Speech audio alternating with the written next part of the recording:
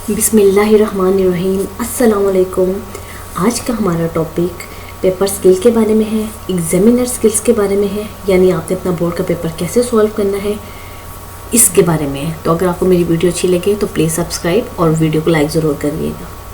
तो मैं आपको ये बताना चाहती हूँ कि हमें 10 से 11 माह मिलते हैं तैयारी करने के लिए, कोर्स कंप्लीट करने के लिए। लेकिन 11 माह तैयारी करने के बावजूद, कोर्स मुकम्मल करने के बावजूद, स्कूल एकेडमी रेगुलर जाने के बावजूद, कोर्स की अच्छी तैयारी होने के बावजूद हमें पेपर अटैम्प्ट करना नहीं आता। जब हमें पेपर अटैम्प्ट करना नहीं आता तो हमारी इतनी तैयारी का फ़ायदा। तो आज जो मैंने टॉपिक आपके लिए रखा है वो है पेपर कैसे सॉल्व करना है। ठीक है, आप कैसे पेपर सॉल्व करें कि आपके अच्छे नंबर आ सकें। पेपर अटैम्प्ट करने के लिए इन स्किल्स को, इन हदायत को मद्देनज़र रखना बहुत ज़रूरी है, जो मैं आपको बताऊंगी। इंशाल्लाह ये हदायत आपके बहुत काम आएगी। आप अपने पास एक कॉपी और पेंसिल रख लें और जो मैं आपको ये स्किल्स बताई जो आप उन्हें नोट करते रहें। तो सबसे पहला पॉइंट, आपका पेपर नीट एंड क्लीन होना चाहिए। आपने जो सबसे पहला पॉइंट लिखना है वो है नीट एंड क्लीन। ठीक है, कि आपका पेपर नीट एंड क्लीन होना चाहिए, ये आपका सबसे पहला पॉइंट है। यानी अच्छे से अटेम्प्ट किया हो आपका पेपर। देखिए, अगर आप पेपर करके उसे पढ़ते हैं, अगर आपको समझ नहीं आता तो एग्जामिनर को कैसे समझ आएगा? क्योंकि आप एग्जामिनर के सामने मौजूद नहीं हैं, आपकी मेहनत का उसे नहीं पता। आपकी मेहनत का सबूत उसके सामने ऐसे है कि जो वो पेपर देखेगा उसे पता चलेगा कि आपने कितनी मेहनत की है। तो अगर आपने अच्छा पेपर किया होगा तो इंशाल्लाह डेफिनेटली उसे पता होगा कि बच्चे ने मेहनत की है। मतलब आप एग्जामिनर के सामने मौजूद नहीं, लेकिन आपने उसे इंस्पायर करना है अपने पेपर के करने के तरीके से। ठीक है, तो आपने नीट एंड क्लीन पेपर करना है, लफ्ज़ को खुला खुला लिखना है, उनमें फासला मुनासिब देना है। ठीक है, अब जो हमारे पास सेकंड पॉइंट है वो है प्रॉपर हेडिंग, यानी पेपर अटेम्प्ट करते हुए ज़रूरी हेडिंग्स देना। देखिए, अब मैंने यहाँ पे वर्ड यूज़ किया है प्रॉपर हेडिंग्स। इसका मतलब क्या है कि आपको जो ज़रूरी हदायत, जो ज़रूरी हेडिंग्स देनी है वो आप ज़रूर दें, लेकिन ये नहीं कि आप दो लाइनें छोड़ के आप हेडिंग्स दे जा रहे हैं। जैसे बिलफर्ज आप मज़मून लिख रहे हैं, पैदाइश, इब्तिदाई तालीम, इब्तिदाई, मतलब ऐसे ऐसे करके आप हेडिंग्स दे जा रहे हो। उन हेडिंग्स में आप दो लाइन्स लिखे जा रहे हैं, तो ऐसे नहीं, वो पेपर पे अच्छा इंप्रेशन नहीं पड़ता एग्जामिनर पे। आपने प्रॉपर हेडिंग्स देनी है, जिनकी ज़रूरत है, जो ज़रूरी हेडिंग्स है जस्ट आपने उनकी हेडिंग्स देनी है। ठीक, गैर ज़रूरी हेडिंग्स नहीं देनी। आपने एग्जामिनर के लिए आसानी पैदा करनी है। ठीक है, एग्जामिनर के लिए आसानी पैदा करनी है, अपने पेपर को अच्छे से सॉल्व करना है, खुला खुला लिखना है, ताकि वो जल्दी से आपका पेपर रीड कर सके। उसके लिए आपका पेपर पढ़ना, उसे समझना आसान हो। नेक्स्ट हमारे पास जो पॉइंट है वो है शीट पूरी यूज़ करनी है आपने। देखिए, मैं आपको थर्ड पॉइंट क्या बता रही हूँ कि शीट पूरी यूज़ करनी है। अब इसका क्या मतलब है, ये देखिए बिलफर्ज, ये देखिए ये आपकी शीट है। ठीक है, ऐसे कर लेते हैं, ये आपकी शीट है। अब ये नहीं कि आपने यहाँ पे हेडिंग दे दी, यहाँ दो लाइनें लिखी और ये पेज पूरा कर दिया, ऐसे नहीं। आपने ये देखिए ऐसे ऐसे ऐसे ये मार्जिन लाइन्स ड्रा करके, ये देखिए मार्कर के साथ आपने मार्जिन लाइन ड्रा करनी, एक बार कर ली। उसके बाद जो आपके पास जगह है वो आपने प्रॉपर यूज़ करनी है। प्रॉपर, इनमें आपने जगह नहीं छोड़नी। एग्जामिनर पागल नहीं है क्यों आपने यहाँ से भी जगह छोड़ दी, यहाँ से भी छोड़ दी और दरमियान में जाके लिखी जा रही है और वो कहे कि बच्चे को बहुत आता है, ये अच्छा तासुर नहीं पड़ता। आपने अपनी पूरी शीट यूज़ करनी है, मार्जिन लाइन्स ज़रूर ड्रा करनी है। ठीक है, ये भी आपका एक पॉइंट है कि मार्जिन लाइन्स ज़रूर ड्रा करनी है। मार्जिन लाइन्स, ठीक है, आपने ज़रूर ड्रा करनी है। नेक्स्ट हमारे पास है कि आपने पेपर रेलिवेंट लिखना है। एग्जामिनर इंस्पायर होता है जब पेपर रेलिवेंट होता है। मसलन आप बताएं कि इज़ यू लाइक कैरेट्स, आप पहले लिखे येस, बस पहले येस लिख के फिर कॉमा आई लाइक कैरेट्स। उसे पता चल जाएगा कि इसका जो रेलिवेंट आंसर है वो पहले येस है, ना कि यस कैरेट ये फ्लान, मतलब जो भी कहानियाँ नहीं अपने से बतानी आपने रेलिवेंट आंसर करना है। इसे एग्जामिनर इंस्पायर होता है और पेपर भी अच्छा लगता है। नेक्स्ट है कि शॉर्ट क्वेश्चन हो या लॉन्ग क्वेश्चन, उसके बाद आपने एंडिंग लाइन ज़रूर लगानी है। जैसे शायद मैंने यहाँ किया हो, ये देखिए, ये पेपर मार्जिन लाइन्स ड्रा करनी है, ज़रूरी हेडिंग्स देनी है। और जब एक शॉर्ट क्वेश्चन है या लॉन्ग क्वेश्चन, मार्जिन लाइन्स ज़रूर ड्रा करनी है। इसका फ़ायदा क्या होगा? इसका फ़ायदा ये होगा कि अगर एग्जामिनर जल्दी से भी पेपर चेक कर रहा है तो उसको दो क्वेश्चंस के दरमियान पता चल जाएगा कि ये सेपरेट है, इन्होंने ये सेपरेट अपने क्वेश्चंस किए हुए हैं, वो मिक्स नहीं होंगे। ठीक है। फिर नेक्स्ट मैं जो आपको बताने जा रही हूँ वो ये है कि कभी भी गैर ज़रूरी जगह ना छोड़ें। मतलब आपका इतना पेज यूज़ हो गया और आपने ये वाला छोड़ दिया, ऐसे नहीं आपने करना, ये गैर ज़रूरी है। अगर तो आप ये देखिए 50% से ज़्यादा पेपर आपने सॉल्व कर लिया और ये नीचे 2-3 लाइंस बच गई तो इसका कोई मसला नहीं है। लेकिन अगर आपने इतना सोपर पेपर सॉल्व किया और ये बकाया सारा आपने कागज़ लीजिए अपना पेपर छोड़ दिए तो ये गलत इंप्रेशन डालेगा एग्जामिनर पे और ये अच्छा भी नहीं लगेगा। ठीक है। तो आपने गैर ज़रूरी जगह नहीं छोड़नी, जो पूछा जाएगा इसी का जवाब देना है। और 4 सवालों की जगह आपने 5 सवाल नहीं करने।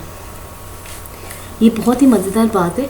बाद स्टूडेंट्स क्या करते हैं, हम सारे क्वेश्चन कर देते हैं, अगर हमारा क्वेश्चन गलत हो जाएगा तो एग्जामिनर अगला सवाल चेक कर लेगा। देखिए बेटे, एग्जामिनर के पास इतना टाइम नहीं है कि उसका वो कहे ये वाला क्वेश्चन गलत है तो मैं इसकी जगह ये चेक कर लूँ।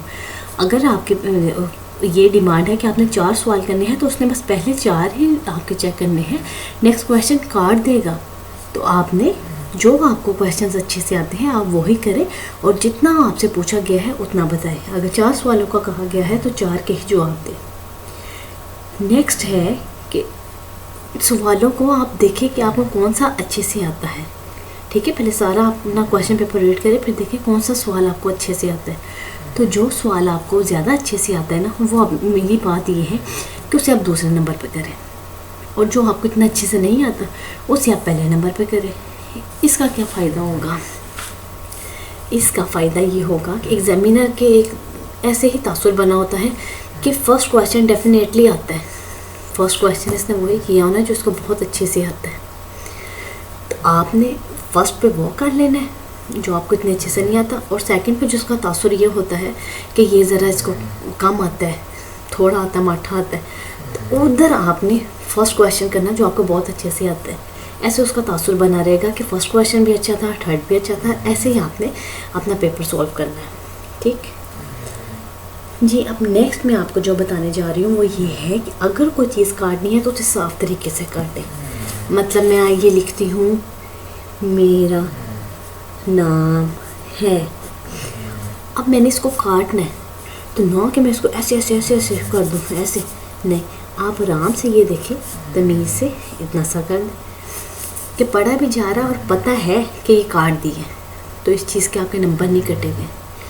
नंबर आपके लिखने के हैं, गलती के नहीं। जब आपने इसको गलत कर दिया तो इसके आपके नंबर नहीं कटेंगे, लेकिन आपने अपने पेपर को साफ़ रखना है और अगर कुछ गलत लिखा भी गया है तो उसे साफ़ सुथरे तरीके से आपने उसे काट देना है।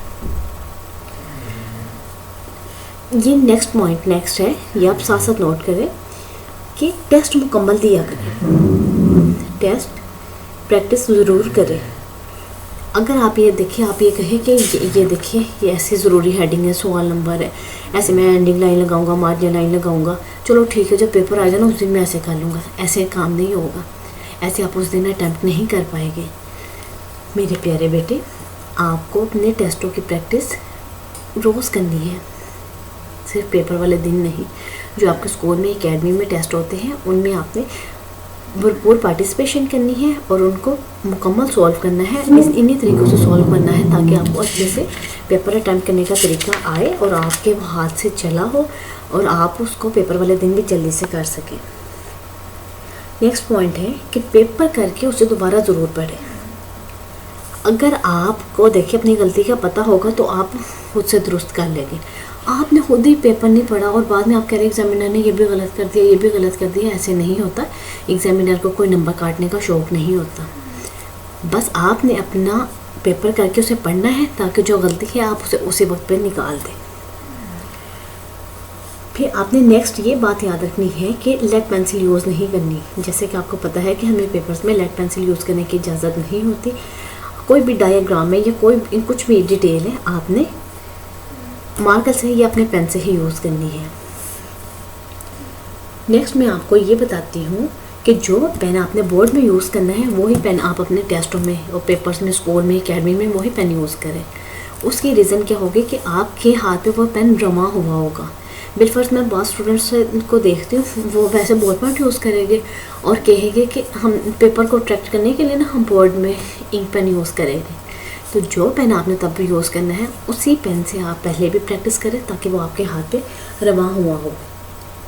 नेक्स्ट ये है कि आपने अपनी ट्रांसपेरेंट ज्योमेट्री लेनी है, उसमें अपनी तमाम चीज़ें रखनी है, जिसमें कि आपने पेन रखना है, मार्कर रखना है, स्केल रखना है, ठीक है। जो ज़रूरी चीज़ें सारा कुछ आपने रखना है और एक एक्स्ट्रा पेन भी ज़रूर रखना है कि अगर पेन एंड टाइम पे आके आपका साथ ना दे तो आप दूसरे पेन का इस्तेमाल कर सकें।